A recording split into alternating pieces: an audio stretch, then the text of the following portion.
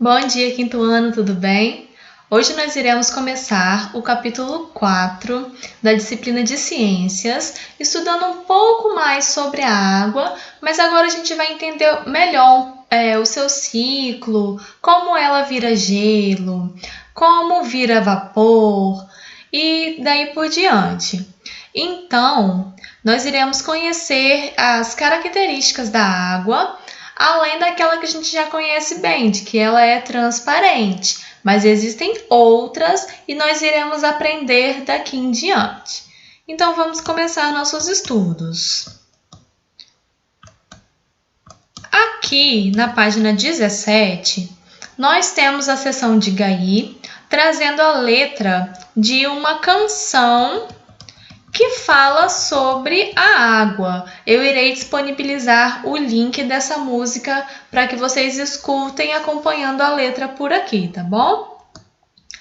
Aí vocês irão responder no caderno de ciências, fazendo cabeçalho, essas 3 perguntas relacionadas à música. O que vai da nuvem até o chão, do chão até o bueiro, do bueiro até o cano. Vocês vão escolher também um trecho da música para fazer um desenho que represente esse trecho escolhido e irão explicar o que o verso do mar até outra nuvem no fim da canção significa. Então vamos lá. Características da água. A água, como vocês já sabem, ela não tem cor. O nome dessa característica é incolor. Ela também não tem cheiro. Coisas que não têm cheiro, nós chamamos de inodor. Então, a água, como não tem cheiro, é inodora. E também não tem gosto. A característica de quem não tem gosto é insípida. Insípida significa que não tem gosto. As características da água são essenciais para as funções que ela exerce no corpo dos seres vivos e no ambiente. E nós iremos conhecer melhor essas características. Você sabia? A água é considerada potável quando está livre de poluentes e contaminantes. Nós já conversamos um pouquinho sobre isso em outra oportunidade. Ou seja, micro-organismos causadores de doença. A água é potável, então, quando não tem esses micro-organismos. Desse modo, nem toda água inodora, incolor e insípida é potável. Por exemplo, a água da chuva, coletada em um reservatório, apresenta essas 3 características, mas não pode ser ingerida sem antes receber o tratamento na empresa de tratamento de água, pois ela pode conter agentes causadores de doenças. Agora vamos aprender como funciona a solubilidade da água.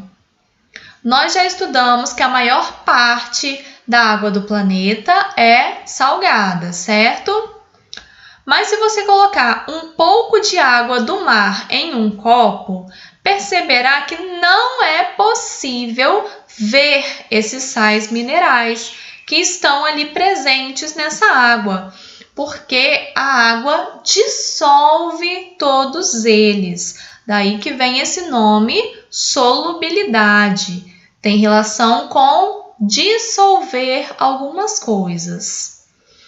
Então, pensando por esse lado, a água ela dissolve grande parte das substâncias encontradas na natureza. E daí nós consideramos a água como um solvente universal. Solvente é a substância que dissolve outras substâncias. Então, a água recebe esse título de solvente universal, porque ela dissolve a maioria das substâncias. Porém, existem algumas substâncias que não são completamente dissolvidas pela água, como é o caso do óleo e da areia. Por isso dizemos que são insolúveis em água, não podem ser dissolvidos em água. Aqui nós temos o exemplo de uma experiência feita com um copo de água que foi colocado sal e ele se dissolveu a ponto de que a gente não consegue mais localizar esse sal na água, a menos que a gente beba.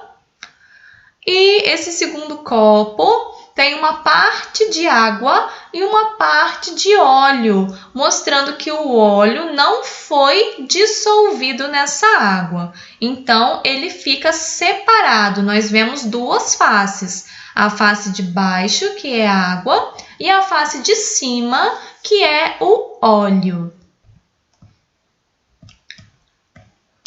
A propriedade que as substâncias têm de se dissolver ou não em determinada quantidade de outra substância, que geralmente é a água, é chamada de solubilidade. Então, solubilidade é a capacidade de algo se dissolver em uma outra substância, que geralmente é a água, por ser o solvente universal. Essa propriedade faz com que a água dissolva substâncias no corpo dos seres vivos. Olha só a importância dessa característica no corpo dos seres vivos.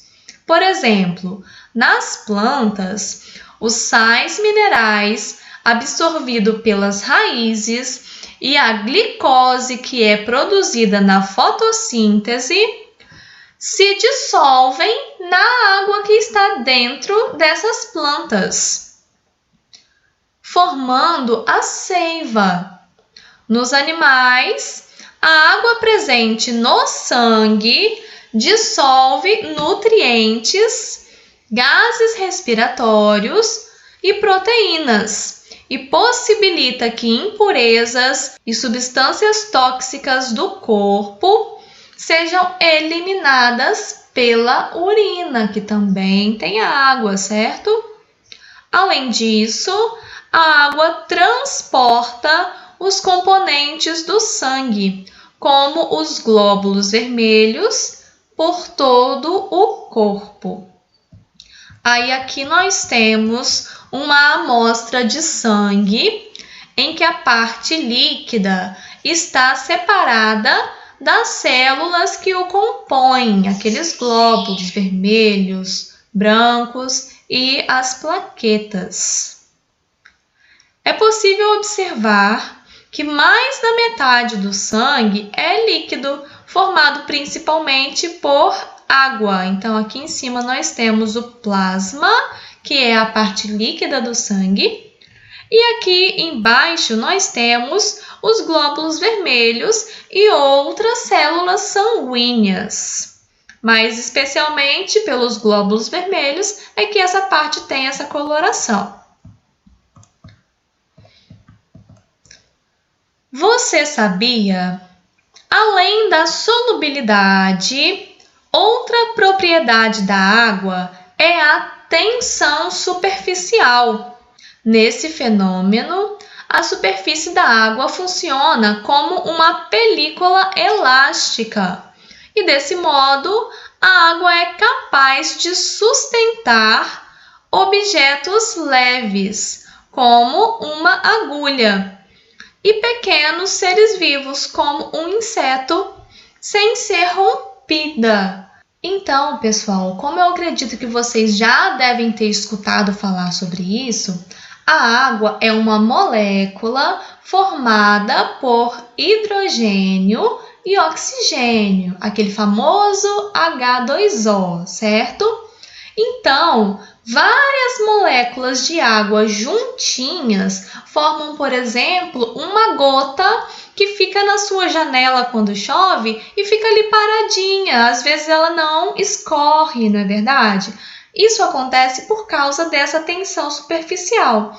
Se vocês colocarem um copo, encher até a boca e pegar um conta-gotas e ir colocando mais algumas gotinhas desse copo, vocês vão perceber que até determinado momento essa água consegue ficar no copo, formando tipo uma bolhazinha para cima dele. Não sei se vocês já observaram isso alguma outra vez. Se não observaram, tentem fazer essa experiência em casa, porque é muito interessante para vocês verem na prática como acontece a tensão superficial. Daí, se você colocar muitas gotas, essa água essa película, né, vai se romper de modo que essa água escorra e transborde do copo. Mas até certa quantidade de água é possível que haja essa tensão superficial segurando a água no copo até acima do limite da boca do copo. Bom, pessoal, então a nossa aula de hoje se encerra por aqui. Nessa aula nós tivemos a oportunidade de conhecer algumas características da água, mas qualquer dúvida eu estou à disposição no horário de atendimento, tá bom? Um grande beijo para vocês e até a nossa próxima aula.